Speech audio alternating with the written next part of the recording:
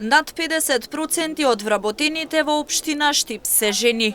Председателот на Советот на општината е жена. Жена и секретарот на општината.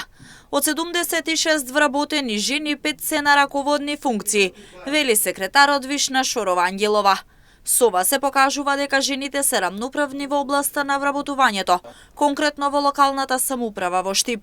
Дополнително тие се ценат и од аспект на одговорно извршување на нивните работни задачи. Во општина Штип работат од вкупниот број на вработени има над 50% жени кои што се вработени. Некаде околу 76 жени се вработени во општината, од кои 5 се раководителки, меѓутоа тоа е 50% од вкупниот број на раководители, што значи дека жените имаат котираат високо на позициите во локалната самоуправа и се разбира соработката со нив е на многу високо ниво од аспект на одговорност и извршување на работните задачи.